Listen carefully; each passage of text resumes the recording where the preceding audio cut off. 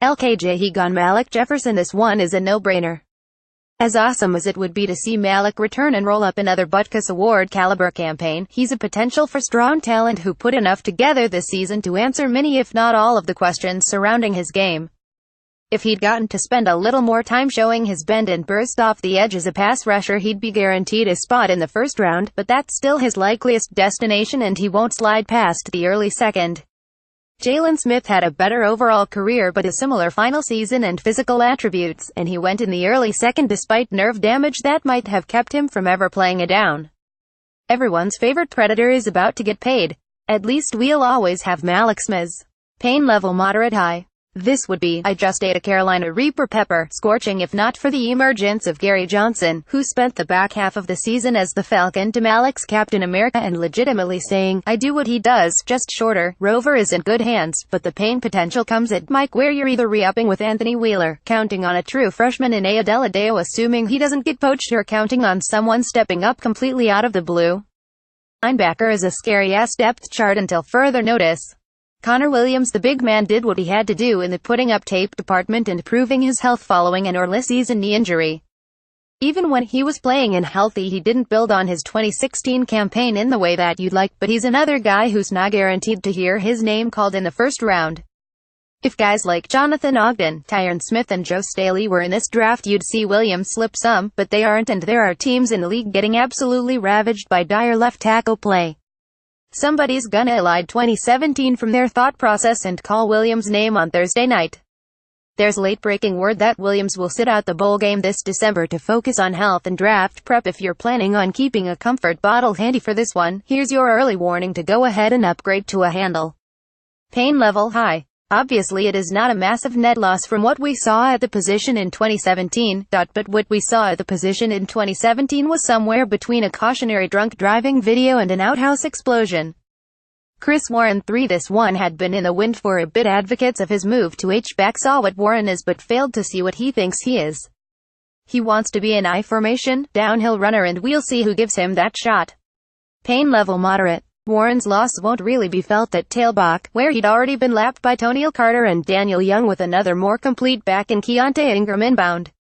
While it was a long shot, his embrace of the H-back role could have been a real shot in the arm for an offense that's now looking at Andrew Beck coming off his second foot surgery, Cade Brewer coming off a torn ACL and missing 56 months of invaluable lifting time and on-field reps. Delp suspended Reese Lateo, true freshman Malcolm Epps, Garrett Gray as your IT is absolutely mandatory to have a titular THBACK on the field at all times. Options. NFL hopefuls below are guys who are known to be at least considering an early jump to the NFL draft. As we've all endured a collective Marcellus Wallace in the basement experience this year, we'll hold off on detailing the pain level of these potential losses until solid word develops one way or the other. Deshaun Elliott is testing the NFL draft waters with no small degree of enthusiasm. If he gets the grade he's looking for, he's slotted for the He Gone column, which would make sense because the advisory committee only hands out first round, second round or other these days. Whether other ends up meaning early third or mid-fifth is absolutely open for debate, and while Elliott is a fantastic athlete by regular human standards, he's middle of the road for an NFL safety. He'd all but certainly improve his stock with another year under Craig Naivar's tutelage, but there's also something to be said for starting that second contract clock early. Holton Hill's physical gifts give him late first-round upside, but his Cypress Hill act has probably imperiled his standing to an unknown degree. Teams would certainly be more likely to risk a Friday pick on him if he turned in a stellar and clean 2018 campaign, but he'd certainly be drafted on his physical gifts if he goes this year. Hill is apparently playing things like, how I feel about the coaching staff after my suspension, very close to the vest, so this feels like a pure white-hand seed to uncover what he wants to do. Charles Omenihu. The news that Omenihu is weighing his options isn't exactly shocking, but everyone involved would be well served if he came back for his senior campaign. There's no question that he's got the physical tools to play in the league for a long time, but he's a guy where continued development and refinement could make a 23-round difference in draft stock while helping to ensure that he's a significant part of his new team's plans rather than a throw-in. Orlando's four eyes aren't in the position to rack up counting stats and gen pop recognizable highlights, but Omenihu did some great things this year if you knew what to look for. He needs to keep building his resume as a tough and versatile dude, and we need him to do it in burnt orange next year. Michael Dixon, the Thunder from Down Under, was non-committal when asked if he'd return to Texas for his senior season, and it's tough to build a major case that he needs to do a lot of refinement work on his craft. Can we sell an Aussie on the value of a Longhorn degree prior to a 15-year NFL career? Here's hoping. Greener pastures. The first-year attrition in the strong Taherman transition stung in some cases Brandon Hodges, Gene DeLance, Jordan Elliott, but overall it wasn't outlandish or terribly surprising.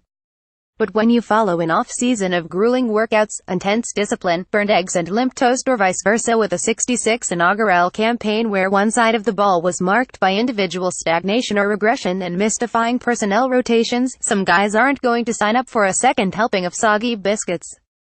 Guys who are known to be stepping away at this stage include Jake McMillan. McMillan chose to walk with the seniors and won't be returning for his final season on the 40. His play was inconsistent at best following what looked like an emergent 2016 campaign, but he was one of Texas's best five up front and likely would have been in 2018 as well. Pain level moderate high. Even if McMillan had plateaued, he was serviceable, and you don't want to hand more potential depth chart issues to a staff of non-problem solvers. Terrell Cuny. He walked with the seniors.